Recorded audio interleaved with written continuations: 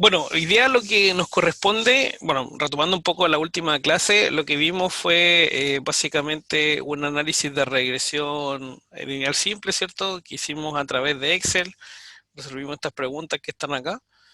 Y lo que se muestra en el apunte es cómo esto mismo se podría hacer en Gretel. Creo que algo de esto también mostramos en la clase anterior, pero hoy día por algún motivo el Gretel no me está funcionando como corresponde, así que les voy a mostrar nomás más o menos los resultados a partir del análisis, pero no voy a poder hacer el paso a paso, ¿no? Pero eventualmente en la próxima clase lo podríamos ver mañana si de aquí a mañana arreglo un poco el software.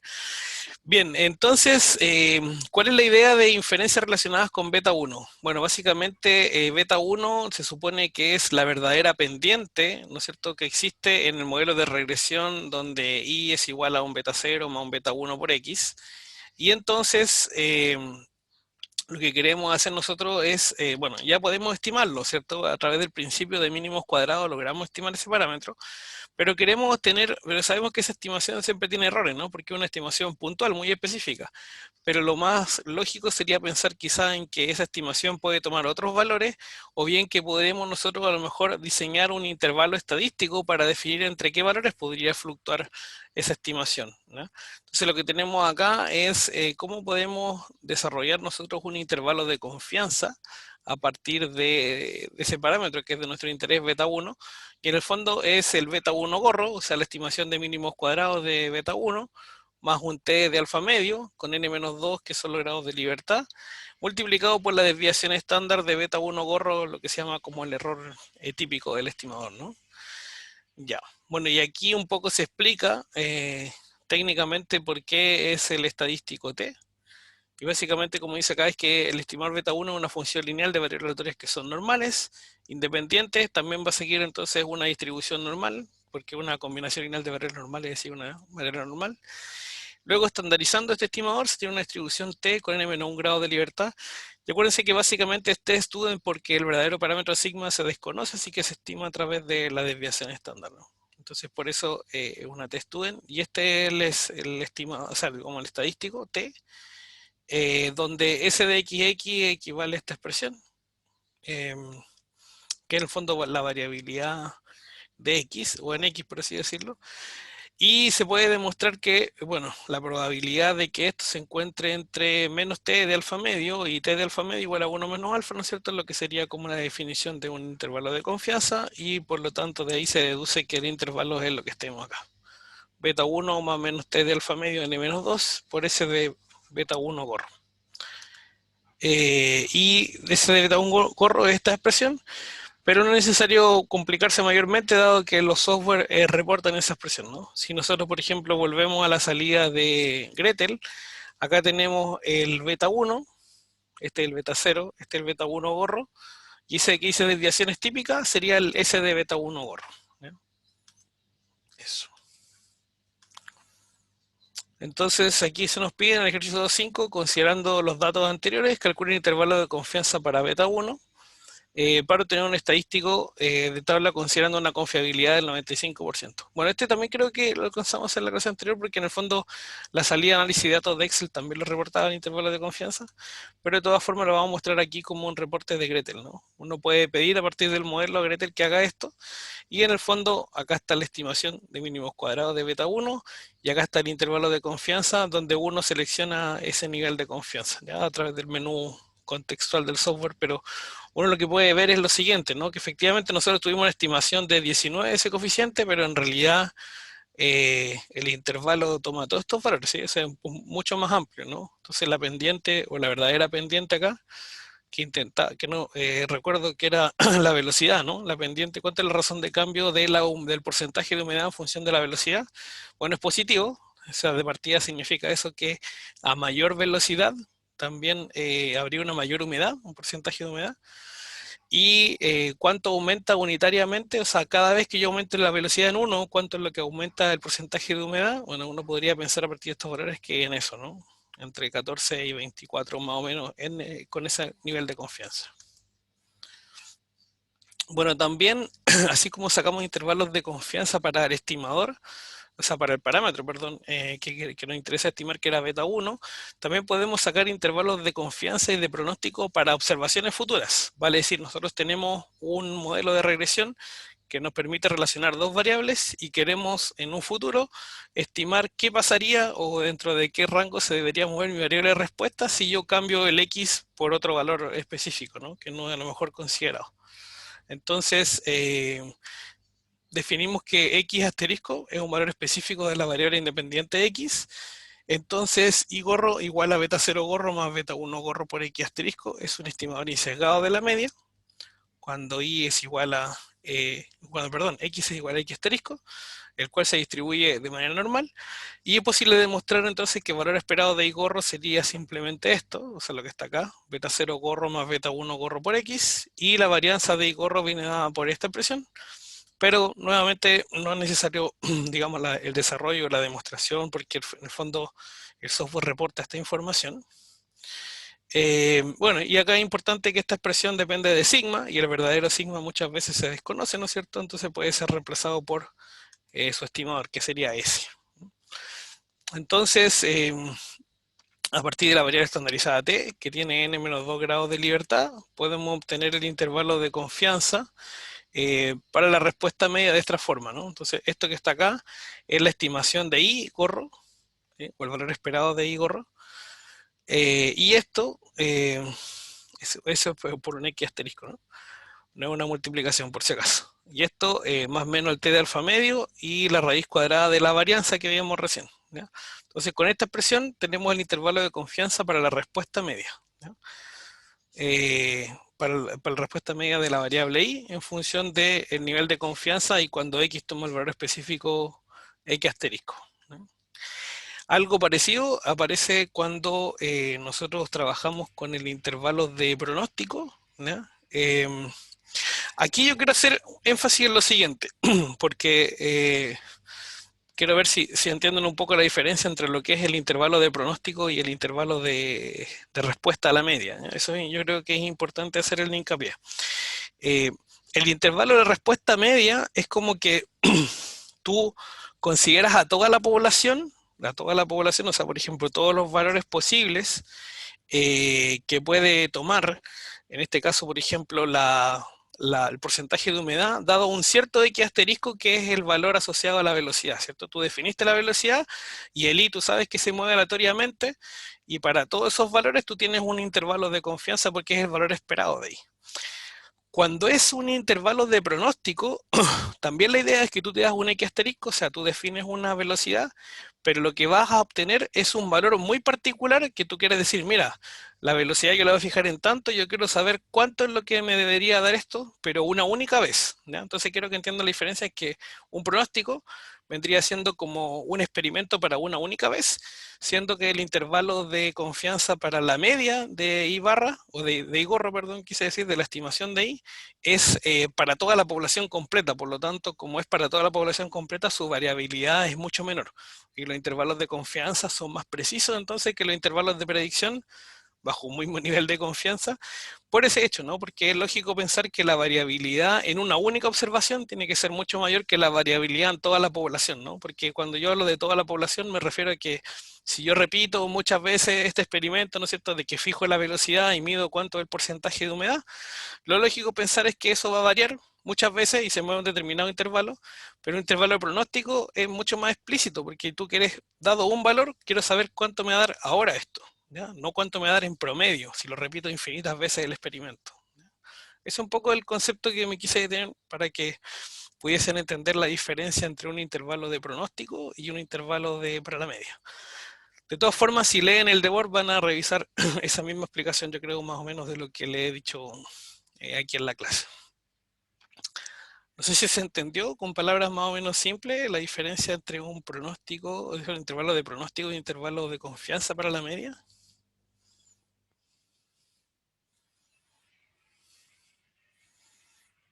¿Sí? ¿No? Sí, profe. Sí, ya, excelente. Sí. Bien, entonces, bueno, lo que tenemos acá es que recién nosotros teníamos un I gorro, ¿cierto? Ahora le llamamos un I gorro 0 para precisar que es un valor muy particular de I, porque es un intervalo de pronóstico, yo quiero pronosticar ese valor de I. Y entonces el error de la predicción estaría dado por la diferencia entre el valor verdadero de I para esa estimación y el I 0 gorro, ¿ya? Y el error se distribuye normalmente con media cero y varianza dada por esta expresión que está acá. Si ustedes comparan esta expresión con la expresión anterior, se dan cuenta que acá hay estos términos, ¿no? 1 más 1 partido por n, que diferencian esta expresión de la expresión anterior. Acá está, ¿no? Esto. Acá en el fondo se le suma un 1, ¿no? En nuestro caso. Y eso hace entonces que lo que le explicaba recién, porque efectivamente los intervalos de predicción son menos precisos o más amplios porque tienen mayor variabilidad que los intervalos de pronóstico para la media.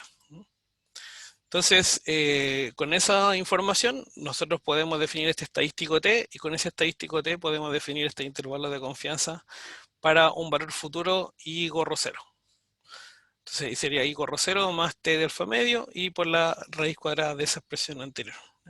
Aunque generalmente sabemos que el sigma, como sea desconocido, uno lo estima a través de ese. Pero nuevamente los software eso lo tienen calculado y lo incorporan en su modelo. Entonces, lo que vemos en este ejemplo, en el 2.6, es el mismo ejemplo anterior. Pero nos piden, el 2.4, nos piden calcular el intervalo de confianza utilizando un nivel de confianza del 95% para el contenido de humedad de gránulos comprimidos, o sea, la variable I en porcentaje, cuando la velocidad de filtración de la máquina es 125. Y también nos piden calcular un intervalo de predicción del 95% o con un 95% de confianza para el contenido de humedad de gránulos que resultaría si la velocidad de filtración de máquinas fuese 125. Entonces, si uno lee estas dos preguntas, pareciera que están preguntando casi lo mismo, ¿no? La única diferencia quizás sería que acá hablan de confianza y acá hablan de predicción, pero básicamente, efectivamente, es prácticamente lo mismo, porque tú estás fijando el X asterisco en el mismo valor, X asterisco igual a 125, X asterisco igual a 125, pero el punto está en que acá, al pedir un intervalo de confianza, uno quiere un intervalo de confianza para el valor promedio, para el valor esperado, para la respuesta media que se llama, en este caso del porcentaje de humedad, y en este caso cuando pide un intervalo de predicción es un valor puntual que tú quieres observar a futuro a partir de que tú aplicaste una velocidad de 125.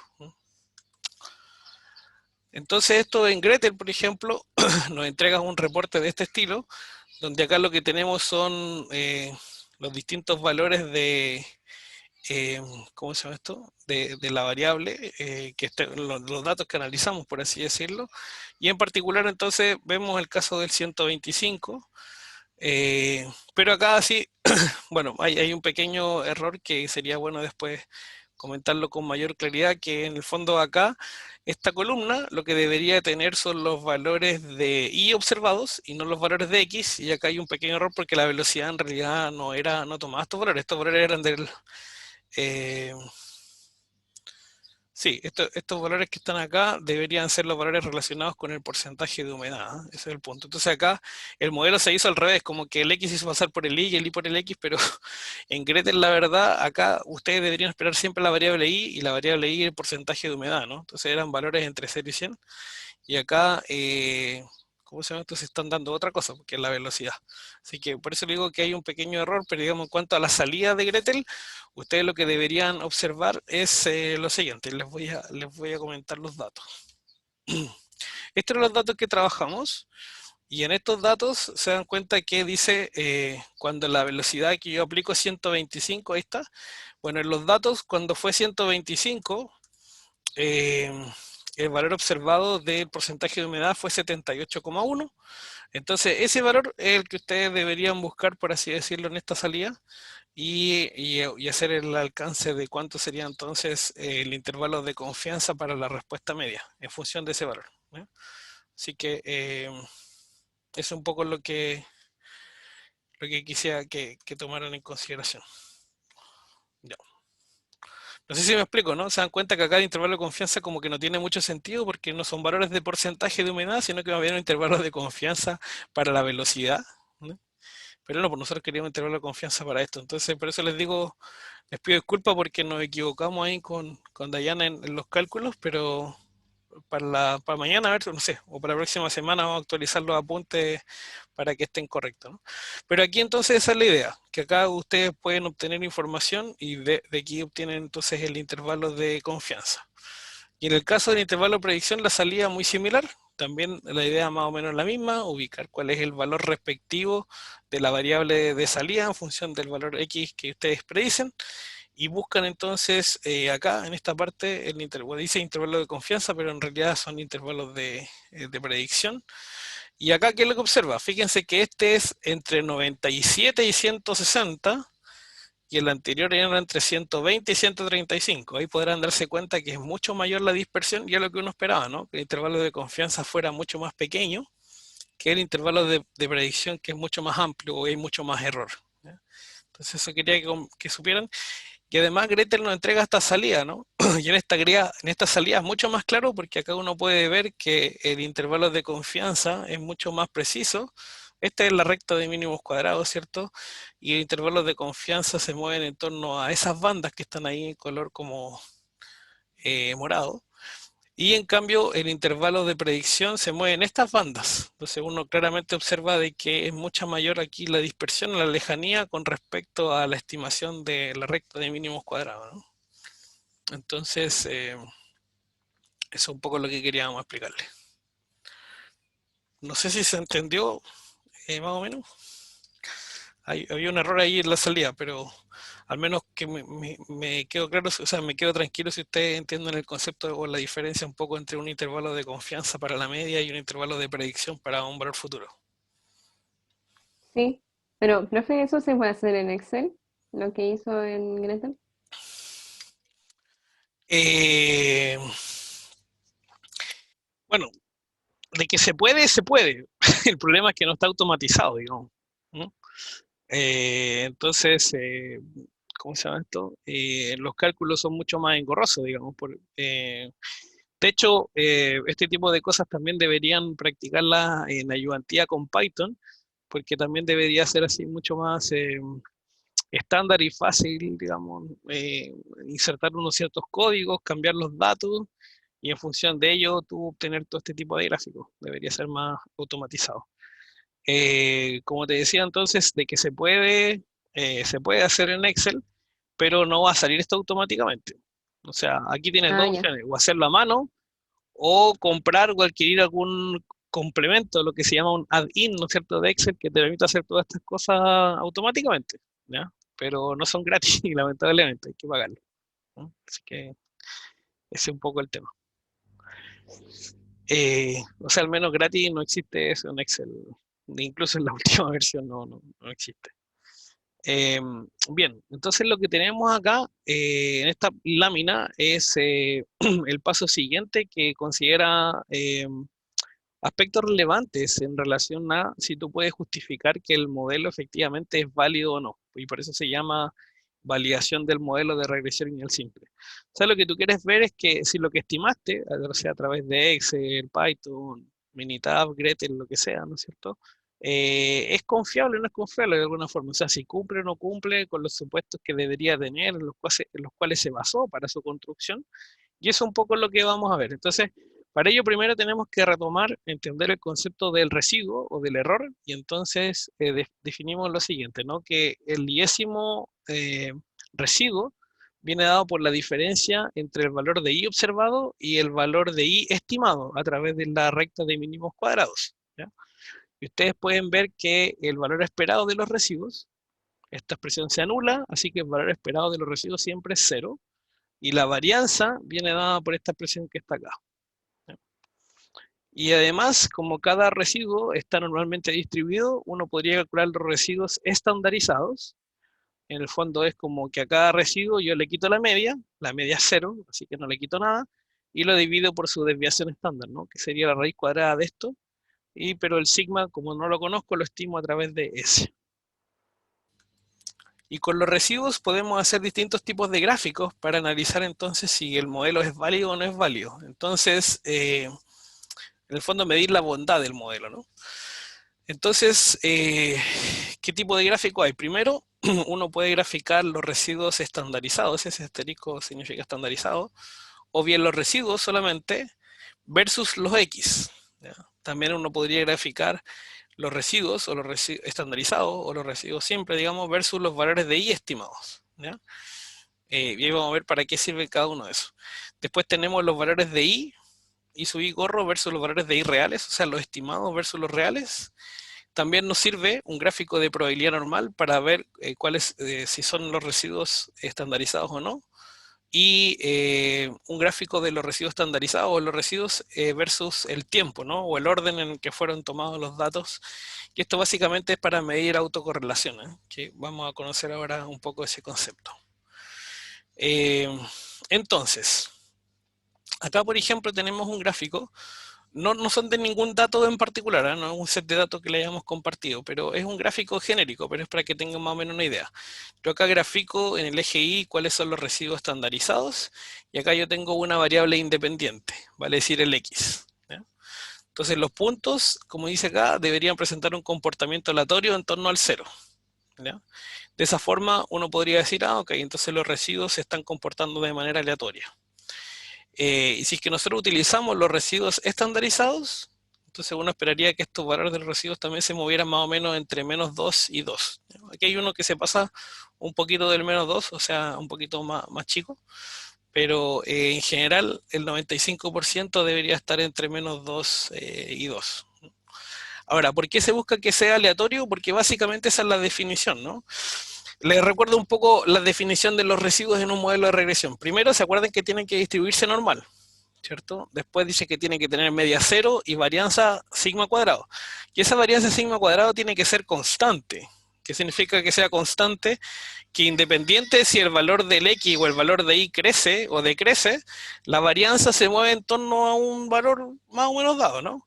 Pero, por ejemplo, ¿qué situaciones son anómalas para que las vayan ya razonando? Una situación de un embudo. Si ustedes ven un gráfico donde esto crece así, entonces efectivamente eso no podría estar correcto porque no se cumple un principio que se llama la homocedasticidad. ¿Ya? Ese concepto de homocedasticidad entonces significa que la varianza de los residuos es la misma para todos. Si se cumple se llama así, si no se cumple se llama heterocedasticidad. Para que lo... Bueno, va a quedar grabado en el video en todo caso, si es muy rara o muy larga la palabra para que las vayan conceptualizando. Pero homocedasticidad entonces significa que la varianza de los residuos es la misma para todos y heterocedasticidad significa entonces que la varianza para los residuos no es la misma para todos, ¿ya? Que cambia, por alguna razón cambia. Y eso no es algo que le permita validar el modelo porque acuérdense que es uno de los supuestos. Por supuesto es que la varianza cumple la homocedasticidad. Eh, Bien, entonces acá tenemos dos gráficos, como decíamos, residuos estandarizados versus la variable independiente y los residuos estandarizados versus la variable pronosticada de Y, ¿no? Los Y gorros. Entonces ahí uno esperaría que más o menos se comportaran aleatoriamente en torno al cero. Eso es lo que uno buscaría. ¿Ya? Como les digo, si hay una situación que es muy anómala, como un embudo, como les contaba, quiere decir que hay algo raro en tu modelo y hay que tratar de solucionarlo. ¿Ya? Primero nosotros vamos a explicar cómo diagnosticar si el modelo es correcto o no. Y después, igual hay algunas cosas que son un poco más avanzadas, entonces vamos a ver hasta qué punto avanzamos en esa situación en cuanto a cómo corregir esos errores, ¿no? Hay algunas cosas que, como les digo, que pueden ser más factibles de hacer y hay otras que son un poco más avanzadas en estos métodos de análisis de regresión. No sé si se entendió un poco la idea ahí de lo que quise comentar, más o menos les dije mucha información, pero no sé si lo pudieron absorber, más o menos entender.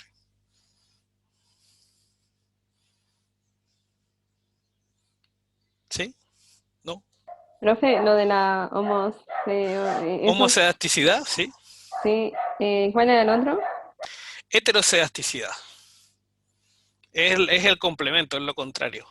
O sea, cuando hay homocedasticidad, entonces la varianza de los residuos es la misma para todos los puntos que hay en el modelo.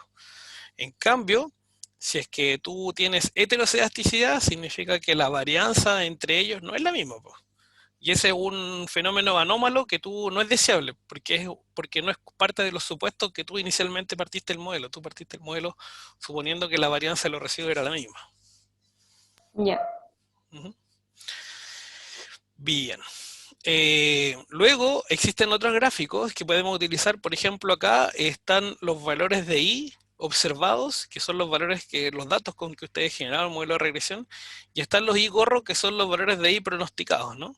Entonces uno buscaría que si los valores de I y los valores de Igor son más o menos correctos, entonces todos estos puntos deberían caer en torno a 1 recta y ojalá con pendiente 45 grados, porque significa entonces que su modelo está estimando muy bien los valores de I. De hecho, lo ideal sería que los puntos coincidieran, ¿no? Básicamente esa es la idea. Si es que el ajuste fuera perfecto, R cuadrado 100%. Después el otro gráfico que tenemos acá es lo que ya conocimos en el primer capítulo del curso de estimación puntual y bondad del ajuste. Básicamente acá lo que tenemos es, graficamos los residuos, ¿no es cierto? Versus los percentiles Z para, en el fondo es como un cucuplot, ¿ya?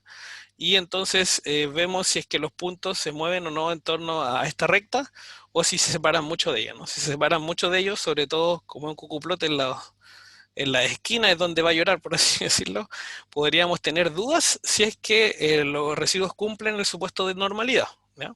Pero vamos a ver más adelante que también existen pruebas de hipótesis, así como vimos en el capítulo 1 de Chi cuadrado, Anderson-Dahl y Kolmogorov-Smirnov para ver si los datos eran normales.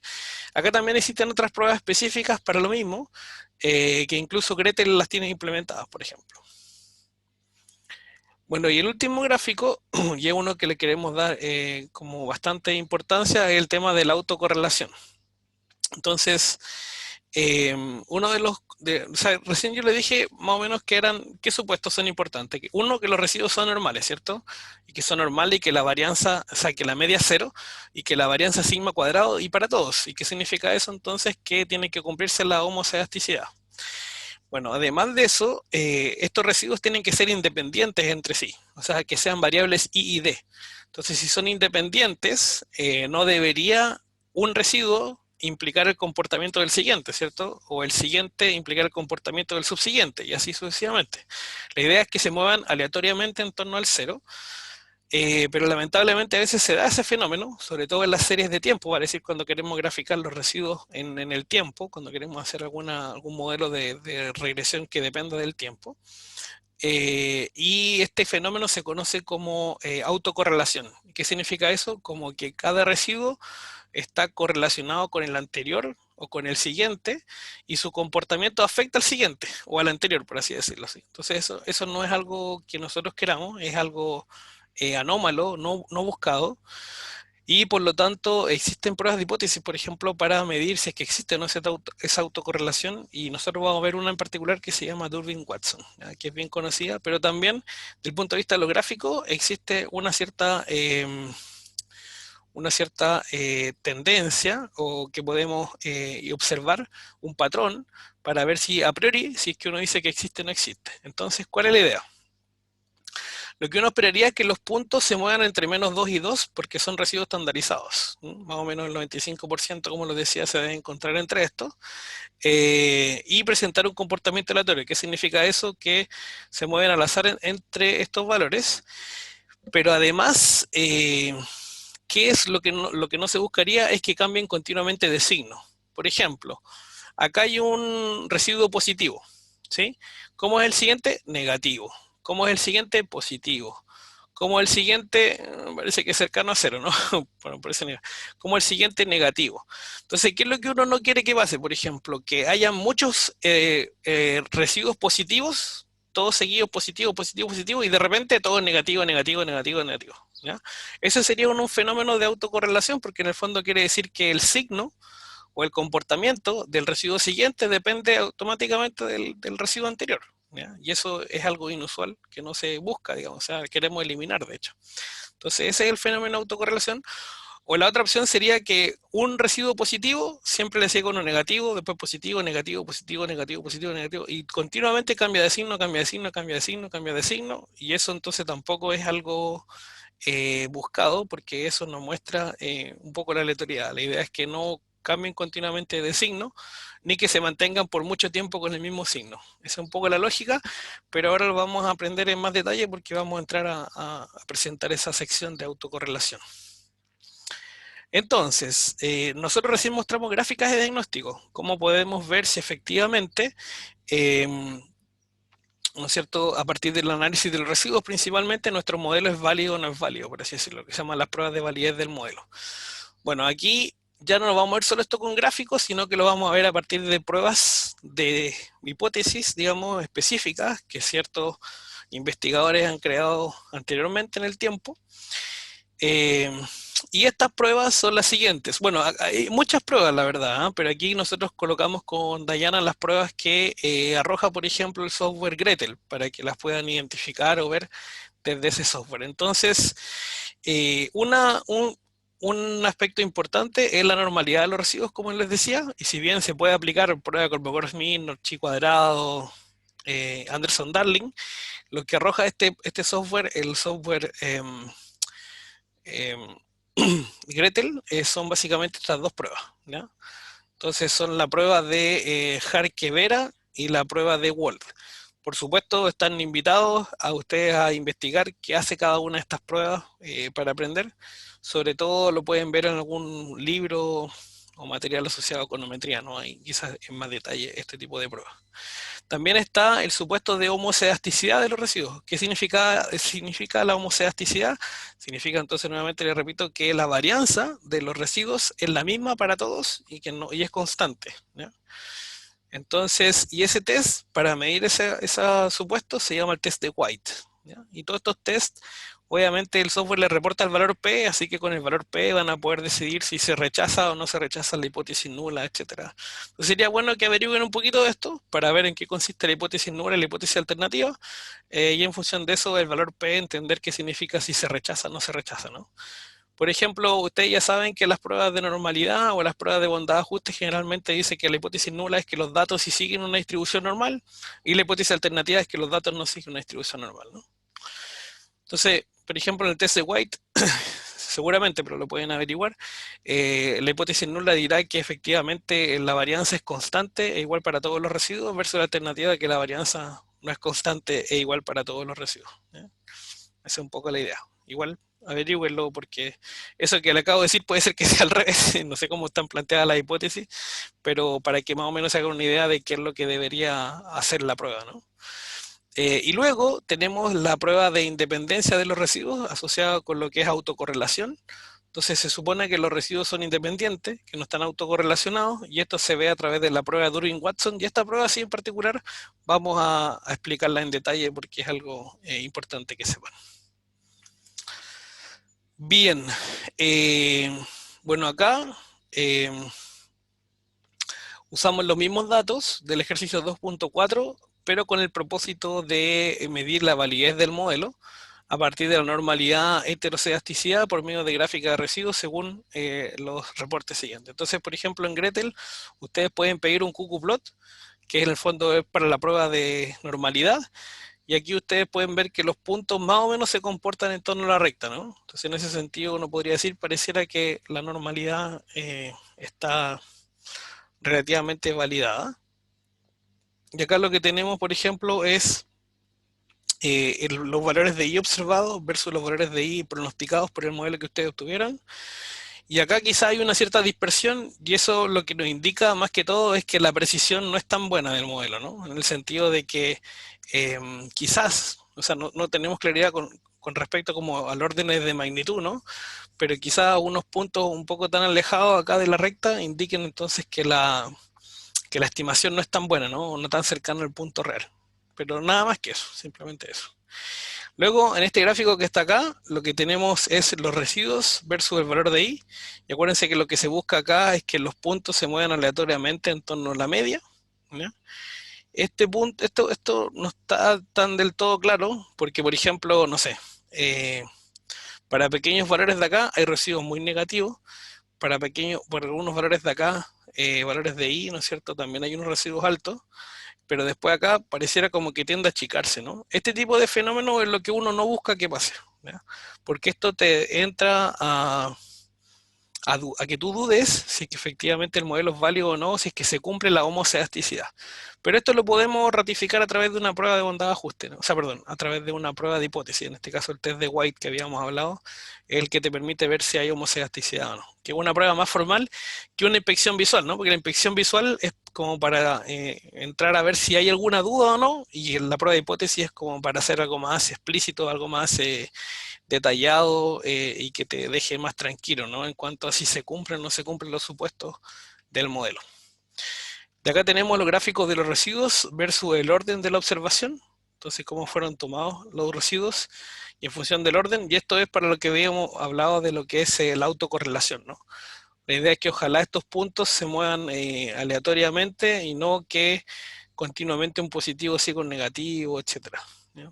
Por ejemplo, claro, acá se ven algunos cambios continuos, pero igual hay cierta variedad, no está del todo. Pero vamos a ver en más detalle esa prueba que es la prueba de Durbin-Watson.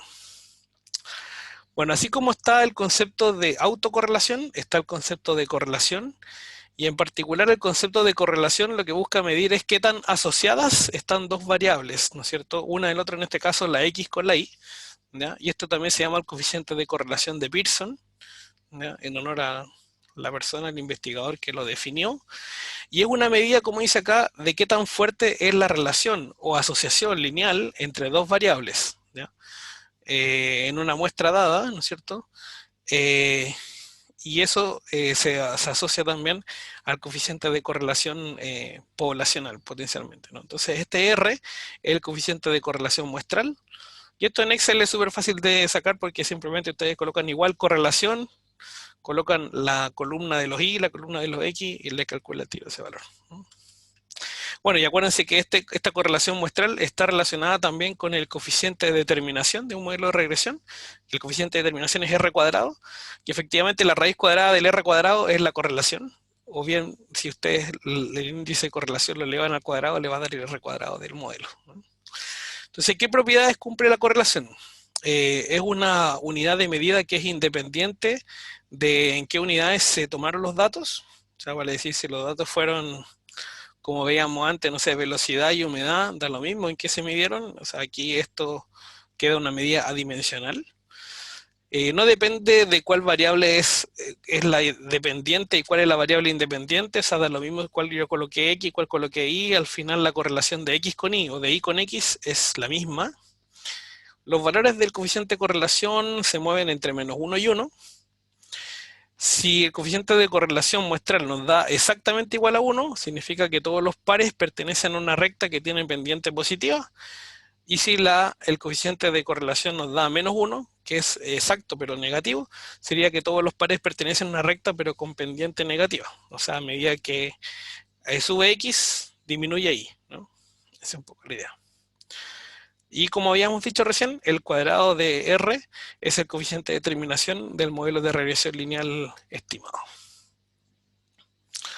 Entonces, ahora uno se pregunta, bueno, ¿y cómo sé yo si efectivamente la relación entre estas dos variables fuerte es débil o es moderada? Bueno, acá tenemos una lógica más o menos para pensar sobre eso. Sabemos que el coeficiente de relación se mueve entre -1 y 1. Cuando hablamos de relación indirecta, o también se llama de relación inversa, quiere decir que a medida que aumenta uno, la otra disminuye. En cambio, de relación directa significa a medida que una variable aumenta, la otra variable también aumenta.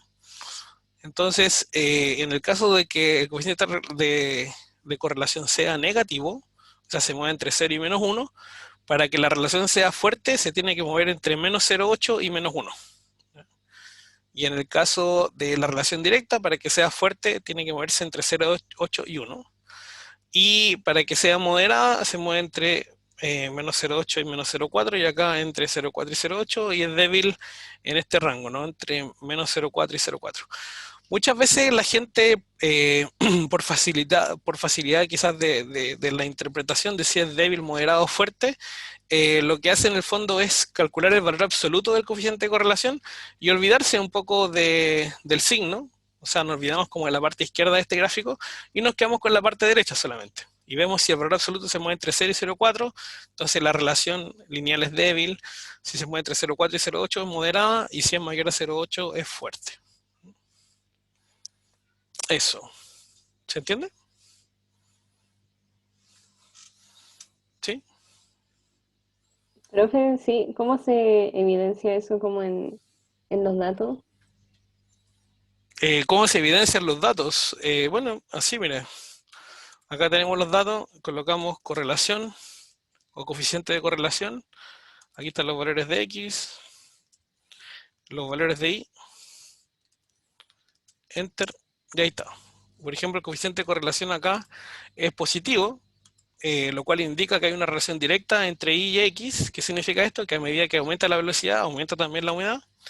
Y además es mayor a 80%. Entonces quiere decir que hay una relación fuerte. O sea, efectivamente, el comportamiento de X puede marcar mucho el comportamiento de Y. O sea, en el fondo, si lo quiero desde el punto de vista práctico, si yo aumento mucho la velocidad, también uno debería esperar que aumente mucho la humedad. ¿Sí? Ok, ¿Sí? sí, Ya, perfecto. Bueno, acá lo que tenemos es un gráfico del libro El Devor, ¿no es cierto? Para entender un poco ciertas interpretaciones que podemos tener del coeficiente de correlación. Entonces, si los puntos, ¿no es cierto?, tienen una pendiente positiva y están más o menos cerca de una recta hipotética, podríamos decir entonces de que el R es un valor cercano a 1 positivo, ¿no?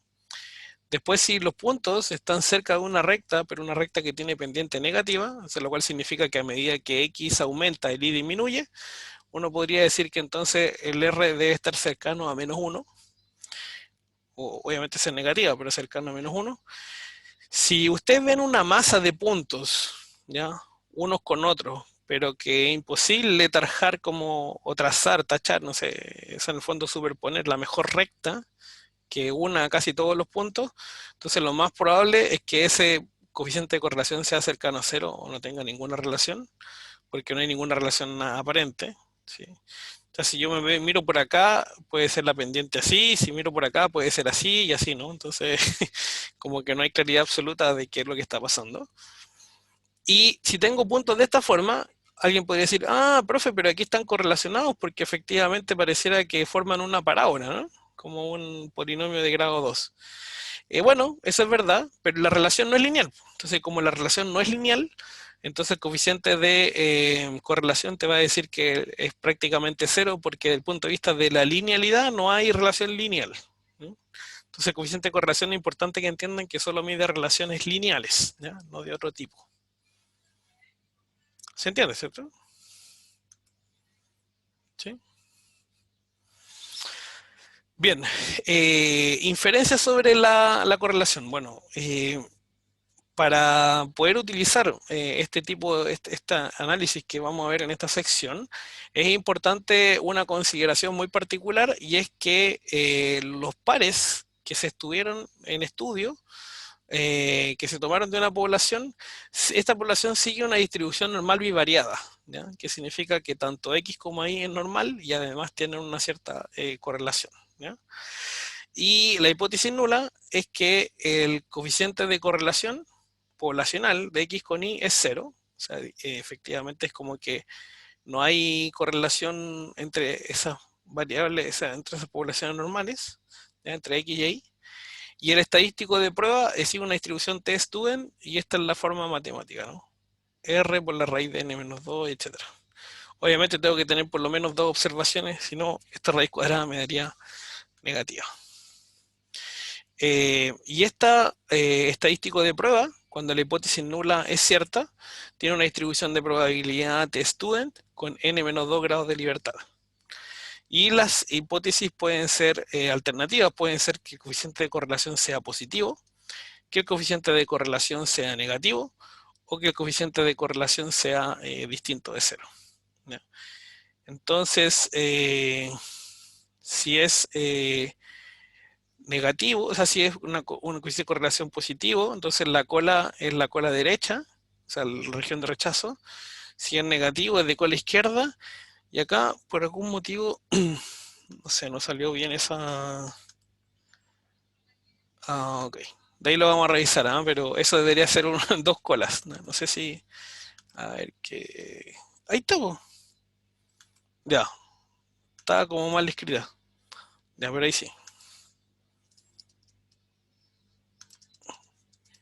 Entonces se produce el rechazo ahí, ¿no? Eso. Ya. Eso quería aclarar, ¿no? Porque en el fondo es una región de rechazo de dos colas, ¿no? Superior e inferior. Porque puede ser que el coeficiente sea distinto de cero porque es positivo o porque es negativo, ¿no? Bien, entonces el coeficiente de correlación, así como lo vimos recién en Excel, en Gretel también se puede calcular y nos piden justamente para esos datos calcule lo que se llama matriz de correlaciones. Bueno, en Gretel y en muchos software estadísticos a esto se le llama matriz de correlaciones. ¿Por qué? Porque cuando tú tienes una variable dependiente y muchas variables independientes, tú lo que quieres medir es qué tanto te afecta cada variable independiente a tu variable dependiente, ¿no? Y para eso entonces, en vez de colocar una sola correlación, tú calculas todas las correlaciones de todas las variables entre todas, y eso implica en el fondo que te queda una matriz de correlaciones, ¿no? Y por eso aquí se le llama matriz de correlaciones, porque es el concepto como Gretel lo tiene dentro de su menú, pero en el fondo aquí estás calculando una sola correlación, porque son solo dos variables. Pero si tuvieras tres variables, entonces ya no tendrías solamente una correlación, sino que tendrías la correlación entre la variable uno y la variable 2, la variable uno y la 3 y la 2 y la 3. ¿Sí? Tendrías tres correlaciones. Bueno, y así sucesivamente, ¿no? Entonces, Gretel lo que te puede entregar es la matriz completa de correlaciones. Eh, Bien, aquí calculamos, de hecho ya lo habíamos hecho recién, y nos da 0,89. Y nos piden a partir del criterio valor P determine si se presenta correlación significativa para un 10%. Bueno, en este caso la prueba de hipótesis nos dio un valor de T, n-2, acuérdense que eran 20 observaciones, y n-2 son 18, el valor estadístico es este, el valor por lo tanto es muy positivo, y el valor P a dos colas es insignificante, es cero, ¿no? Por lo tanto, ¿qué significa? Como el valor P es tan pequeño, o es prácticamente cero, siempre se rechaza la hipótesis nula. ¿Y qué es lo que rechazamos? Rechazamos el hecho de que la correlación, la correlación entre X e Y sea exactamente cero. O sea, digamos que efectivamente rechazamos la posibilidad, por así decirlo, de que no haya relación entre estas dos variables, y concluimos entonces que sí o sí existe correlación entre las variables. Vale decir que el comportamiento de Y ayuda a explicar linealmente el comportamiento de X, o el comportamiento de X ayuda a explicar el comportamiento de Y. ¿Sí? No, tienen una relación significativa desde el punto de vista lineal. ¿Dudas? ¿Consultas de acá? Ha sido como una clase con hartos contenidos, por eso pregunto para, no, eh, para ver Profe, no cómo van. entendí la tabla. No entendió la tabla. ¿Cuál tabla? Sí. Antes, en donde se rechazaba la zona de región Ah, de ¿esto? rechazo. Sí, porque dice que se rechaza cuando es igual a cero. ¿Pero qué se refiere con región de rechazo? Ahí como... Ah, pero esto lo vieron en estadística uno, ¿no? Pruebas de hipótesis. O sea, probablemente, pero no me acuerdo si usamos puro Excel. O sea, Ah, no me recuerdo. no se recuerda el concepto. Ok. Bueno, Pero es que dice que rechaza, pero ¿y eso, la región de rechazo? lo que pasa es que cuando tú, a ver, bueno, de alguna forma igual lo explicamos, me parece, para la prueba uno, cuando vimos pruebas de bondad de ajuste y explicamos por qué las pruebas de bondad de ajuste tenían región de rechazo siempre de cola superior y no dos colas, por ejemplo, o cola inferior. Bueno, la región de rechazo es la forma en que tú, como tomador de decisiones, tienes la oportunidad de decidir si rechazas o no rechazas una cierta hipótesis que tú estableciste como hipótesis nula. La hipótesis nula se supone que es verdadera, ¿cierto? Eso es lo que inicialmente se hace, a no ser que los datos evidencien fuertemente de que es falsa, y entonces tú rechaces la hipótesis nula a favor de una hipótesis alternativa. Esa es la teoría de pruebas de hipótesis. Ahora, la región de rechazo tiene mucha relación con cómo es la forma de la expresión de la hipótesis alternativa. O sea, si la hipótesis alternativa dice que ρ es mayor a cero, entonces efectivamente tendría sentido que esta cantidad sea muy positiva, y si es así, entonces uno diría, ah, entonces efectivamente no es igual a cero, pues esta cuestión es positiva. Entonces por eso es que tiene esa forma de cola derecha. Lo mismo si tu hipótesis alternativa establece de que ρ sea menor a cero, uno esperaría que el valor de este estadístico de prueba también fuera negativo, y si es muy negativo, menor que este valor, entonces uno rechaza la hipótesis nula y concluye, ah, efectivamente la correlación poblacional también es negativa. Ah, ya, ¿Sí? sí. Ahí, sí, sí, ahí me acordé. Ah, ya. Y acá lo mismo. O sea, por ejemplo, si el coeficiente de correlación es distinto de cero, significa entonces que tú tienes dos opciones, que este estadístico te dé muy positivo o te dé muy negativo, y en esos casos hay que ver si es mayor, por ejemplo, en el caso que sea positivo, que un valor t positivo, o sea menor que un valor t negativo. Entonces, ese es un poco lo que se hace, ¿no? Eso. ¿Mm? Gracias. Ya, pues no, de nada. Bien, voy a leer esta lámina nomás, pero la prueba de hipótesis no la vamos a ver todavía, ¿ya? Pero me gustaría sí introducir un poco esto. Eh, pero antes de introducir voy a ver el tema de Tongoy, de... Acá está, estoy conectado todavía, ¿no? Sí, asistencia por 5 minutos. Este es el bloque D. Crear, ya, para que ustedes se puedan anotar, así que se lo voy a mandar al tiro aquí por el chat, para que no se vayan antes de anotarse ahí en la asistencia y me dejen su retroalimentación, pues, si les gustó la clase o no, etcétera, si se entendió o no se entendió los conceptos principales, es un poco lo que buscamos reflejar en ustedes. Bien, entonces, autocorrelación, como explicábamos, significa qué cosa, que los residuos no son independientes ya, sino que son dependientes. ¿Y qué significa en el fondo? Que existe una correlación en cuanto a que el siguiente residuo, su comportamiento se ve afectado por el residuo anterior. Y el residuo anterior se ve afectado su comportamiento por el anterior anterior, y así sucesivamente, ¿no? Entonces ese es el concepto de correlación y cómo uno lo podemos medir de manera simple a través de los gráficos, por ejemplo, o de análisis descriptivo. Simplemente esto, ¿no? Por ejemplo, una autocorrelación positiva se presenta cuando a un residuo estandarizado positivo le sigue otro positivo, así como un residuo estándar negativo le sigue otro negativo, ¿ya? Entonces, ¿qué significa esto? Que tú tienes como más, etcétera, o menos, menos, etcétera, ¿sí? Como está acá. Entonces, si sigue tu residuo un patrón de este estilo, tú dirías, uff, cuidado porque hay un problema de autocorrelación positiva, ¿no? Como dice acá, este tipo de autocorrelación es solo aparente y puede eliminarse mediante la inclusión de variables omitidas, o sea, hacer un modelo de regresión múltiple, que no sea solo simple con una sola variable, en el modelo de regresión. Y la autocorrelación negativa, ¿cuándo se da? Cuando a un residuo estandarizado, o un residuo o residuo estandarizado, no tenemos que ser estandarizado, pero un residuo positivo le sigue otro negativo, y después al negativo le sigue un positivo, y después al positivo le sigue un negativo, y así, ¿no? Entonces una secuencia clásica de cambio de signo es así, más, menos, etcétera. Ahora, eventualmente en la práctica nunca sucede que esto es blanco y negro, ¿no? Que hay una cierta combinación de cosas. Entonces, lo que se dice es que si ustedes quieren verificar si hay autocorrelación positiva o negativa, una forma de verlo es a través del cambio, la cantidad de cambios de signo. O sea, usted tiene una cierta cantidad de datos, ¿cierto? Que es n. Si yo tengo, por ejemplo, supongamos que tengo tres datos nomás, por decir algo, tengo tres puntitos. ¿Cuántos son los cambios de signos máximos que pueden haber? Por ejemplo, si los tres residuos son positivos, ¿hay cambios de signo? No, no. ¿No? Son todos positivos. En cambio, si hay un positivo, un negativo y un positivo, ¿cuántos cambios de signo hay? Dos, pues, ¿no? Pasamos de positivo a negativo, de negativo a positivo. Hay dos cambios de signo, ¿sí? O sea, en el fondo, lo que quiero que vean es que si ustedes tienen n datos, la cantidad máxima de cambios de signos que pueden haber es n-1, ¿ya?